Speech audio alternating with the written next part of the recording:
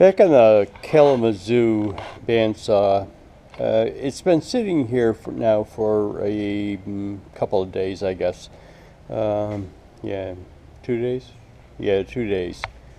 It's been sitting here for 2 days, and this oil has developed underneath it. Now, as I explained in the previous video, there's a problem with this hydraulic cylinder. But the oil is kind of past where the hydraulic cylinder is on the floor. I mean, haven't moved it at all, and we've got that line of oil. Now the oil might be following something, some kind of I don't know. I got to get under there and look. That's the point of this. I've got to get under there and look and make sure that it's not coming out of that gearbox. There's a gearbox on the bottom of that bandsaw where you can change the speed of the bandsaw blade. So the motor goes into a pulley onto the gearbox, and then the gearbox in turn is a right angle drive and drives the drive wheel for the bandsaw blade. But let me get under there and find out,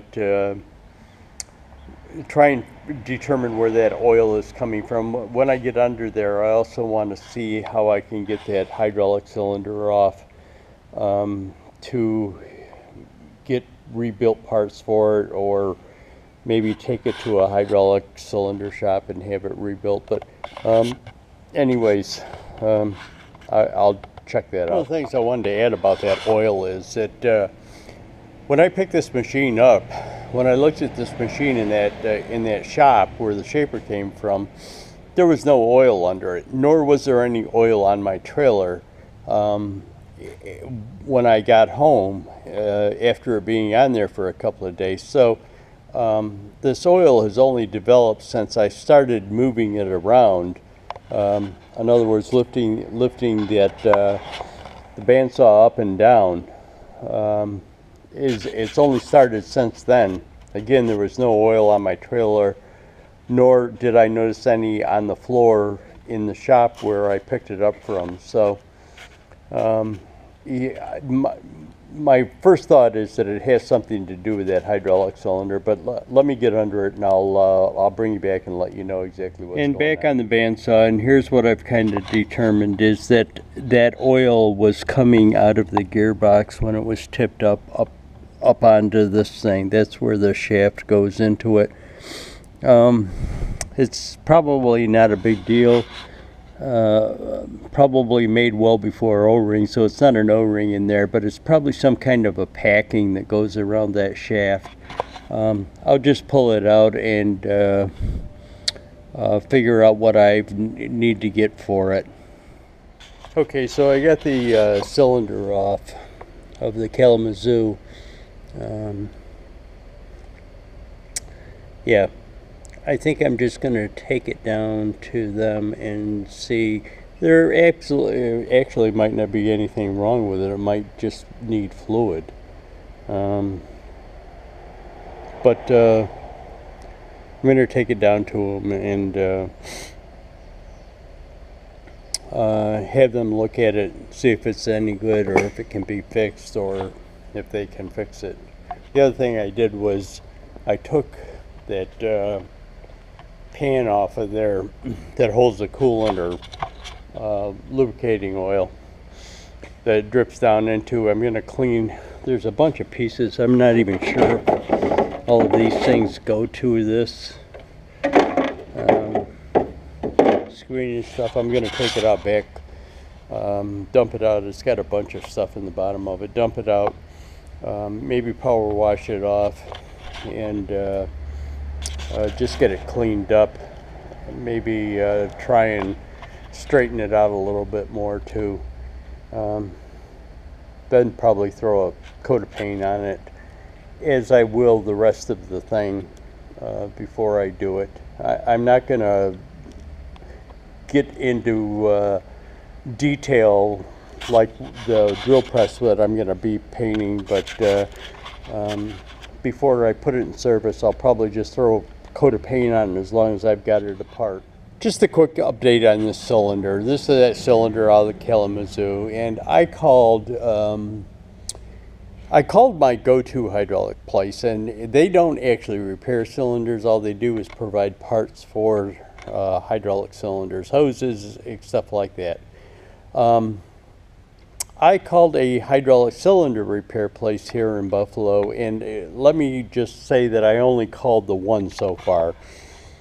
But his attitude was, I explained to him the cylinder that I had, and he says, well, we kind of repair big cylinders, and our mechanics charge out rate is $97 an hour, so more than likely, even us looking at that thing is going to cost more than the cylinder's worth. So what I'm going to do is try and pull it apart and see if I'm going to call the hydraulic supply place back again and see if I can get parts for this thing. The guy from that hydraulic cylinder repair place suggested that I take it apart and go down to Granger, and they might have parts for it. But let me see what I can do and just kind of give you an update on where this is going. So what I did is I went out and got two plugs, three-phase plugs for, one of the plugs is for the bandsaw, the other plug is going to be for the drill press. On the drill press, what I'm going to do is run one cord and then one cord to the power supply, and then jumper between the boxes to pick up both leads, because they're separate motors, separate boxes for on and off. What I did is put the plug onto the bandsaw, one of the plugs onto the bandsaw, and let me kind of show you what my issue is. Well, it's kind of an issue. I don't know whether it's an issue yet or not. But as you might be able to hear, the bandsaw is up and running, but my issue is I've got no function on the start-stop switch. As soon as I plug it in, it runs, and I wonder if that squeaky noise is from the bearings.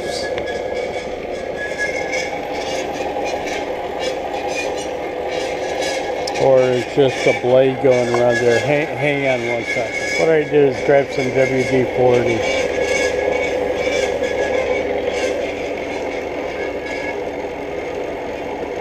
Yep.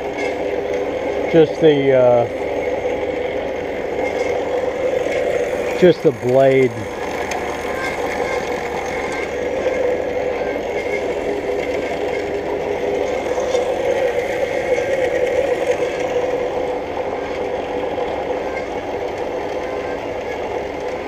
That's cool.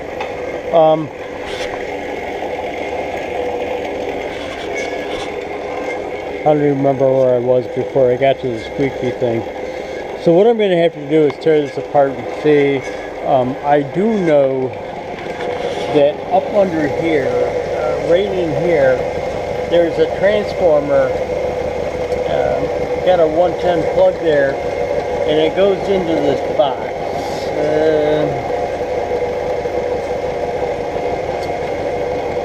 Now, whether that's the transformer for the switch or what it's for, I'm not really sure yet. But let me get into this more and I'll bring you back. Kind of one of the things that I wanted to film and talk about before I left for the day is I pulled both the cover plate off of that 4-inch electrical box on the other side, and then I pulled the switch out.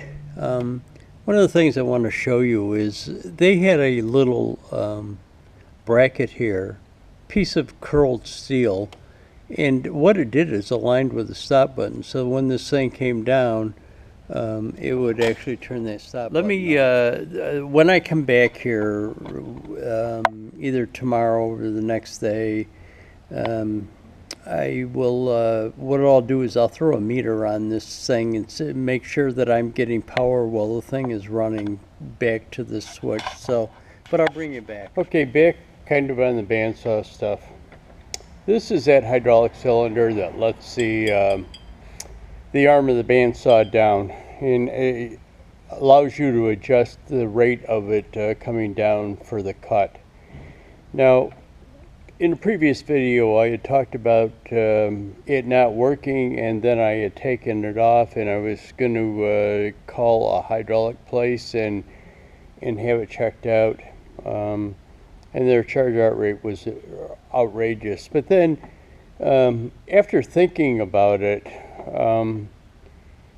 it's a hydraulic cylinder, but it's not a hydraulic cylinder per se. It's not a pressurized hydraulic cylinder per se, where you're taking pressurized fluid to move the ram. All it is a hydraulic cylinder in the sense that it takes the pressure of the piston going down and through the valve mechanism in the bottom, or the speed rate knob on the front of it, which actually turns this valve. It allows pressure to flow back out into the top of the piston rapidly or slowly, depending on how wide open or how far closed you have the valve. So I was really overthinking this entire thing. I have some hydraulic fluid laying around, and this seal, which looks pretty good, doesn't look scarred or anything. What I'm going to do is just try and stick it back in there, put it back together, and see if it works. And I'll bring you back for that. Okay, so anyways, I put it back together, put some hydraulic fluid in it, and it appears to work.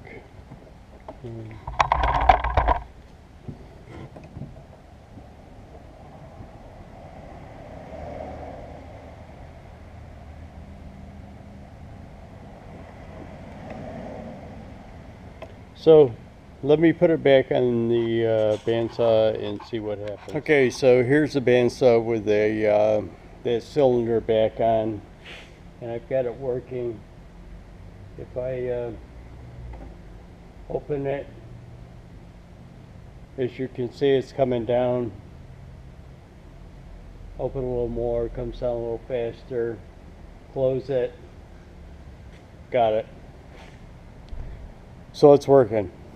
Now all I've got to do is fix the electrical. Let me show you what I got going here. I've got this piece of plate steel. It's 7 inches wide. I had it sheared off to fit a drain trench, and I'll show you that later, but 7 inches wide. It won't fit in my old bandsaw because it's too wide for it. So as long as I've got this thing running, I don't have a stop button on it, but as long as I've got it running and got the thing fixed, I'm going to use this. So here goes. I'm going to start lowering.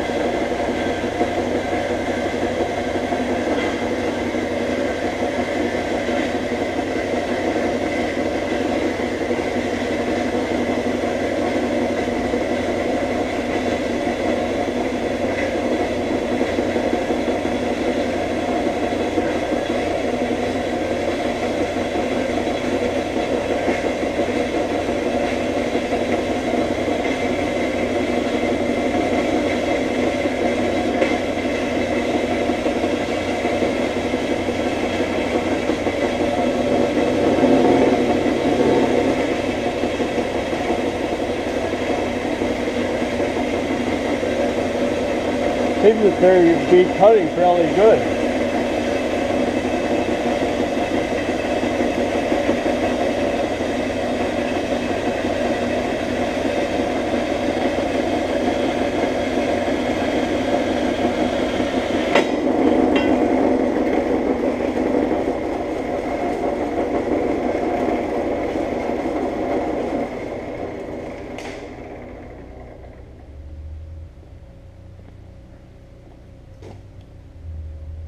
Yeah, it looks like a nice cut. Let me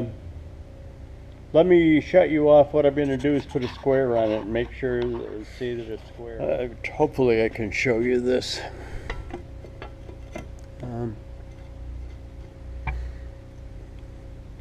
Looks to be really square. So, yeah, I'm happy with this. Hopefully you can see that. But I'll bring you back. This is the belt guard off of the bandsaw. What I did is I had some gray paint here where I had painted something else, and I just used that. So I primed it first with gray primer, and then put this gloss finish gray paint on it. So I'm going to probably try it. I'll put the belt guard as soon as it gets dry. I'll put the belt guard back on it, take a look at it. It looks to me like it was painted originally gray to begin with, so I'm going to kind of stick with that, or that's what my thought is once I get it on and take a look at it, make sure it looks good. But I'll take you over to the bandsaw right now and show you where that. So here we are at the bandsaw, and this is the it covers these pulleys, belt guard for the motor to the gear drive. This pin sticking out of here is so when you flip the guard up, and it does flip up, it only can go against that pin. What I'm probably going to do is it's just a metal pin, maybe put a little piece of tubing over it or something, just to keep it from ruining the paint in that one spot. So this is why, well, maybe it wasn't gray to begin with. Maybe it was black. Color looks black under there, although there does look like a gray underneath it. Yeah. Here's where something had been taped to it, and you can see it was gray. Maybe that primer, it was a black primer, or that black finish that apparently a lot of companies used to use as a primer or filler coat. Gray. I mean, the gray that I'm using is a lot lighter than that, but I think it'll be good. So the conclusion to this video, well, this part of this video, there's going to be more on redoing the bandsaw. In one of the previous clips, I talked about the electric. This switch didn't work. This is that switch. And I also talked about there being a transformer and a 110 plug underneath the frame of the bandsaw. Originally I was kind of hoping that 110 transformer went to the switch and there was some kind of a relay that would do it, but I was mistaken. That transformer is apparently just for that 110 plug, and it probably powered a pump, a sump pump for the coolant, lubricant out of the tray, the bottom tray of this, up to the feed on the band. So it appears this switch is 220, and I haven't tested it yet. I to the point of I need to get it tested.